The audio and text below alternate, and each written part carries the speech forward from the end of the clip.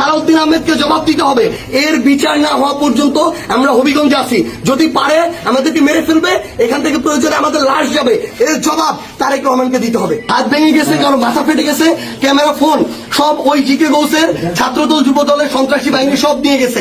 এবং আমাদের একজন ভাইয়ের চোখে রড দিয়ে যখন গুঁতা মারছে, তার চোখ বের হয়ে আসার মতো অবস্থা। আরেকজনের মুখে রড দিয়ে বাড়ি মারছে।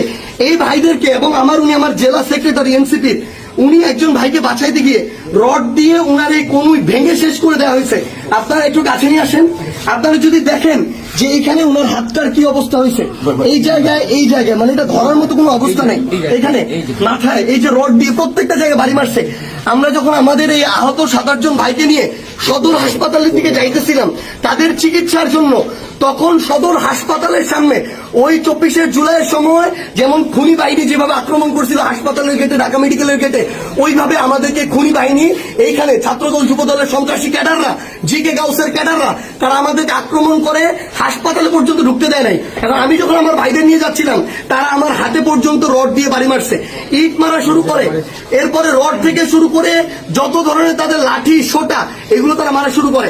এবং ওইখানে আমাদের ছাত্র শক্তি, যুব শক্তির, এনসিপি অনেক ভাইকে তারা ওইখানে মানে ওই সবার সামনে ওইখানে পিটায়। এবং আমরা এখানে পুলিশ দেখলাম, আমাদের সামনে থাকা তো দূরের কথা, আমাদের সাথে থাকা তো দূরের কথা, এত বড় হামলার পরে তারা পিছনে দাঁড়ায় দাঁড়ায় নাটক দেখতেছে। এই ছিল অবস্থা। এই যদি হয় বাংলাদেশের অবস্থা, তাহলে তারেক রহমানকে জবাব দিতে হবে। এটা কি তারেক রহমানের সন্ত্রাসী বাহিনী, যেই বাহিনী মানুষের উপরে এইভাবে শুধুমাত্র দ্বিমত করার কারণে, সমালোচনা করার কারণে এভাবে আক্রমণ করতেছে। সালাউদ্দিন আহমেদকে জবাব দিতে হবে। তারা কি জিকে গাউসদেরকে এই সন্ত্রাসী কার্যক্রমে টিকাদারি দিয়ে রাখছে কিনা, এর বিচার না হওয়া পর্যন্ত আমরা হবিগঞ্জে আছি।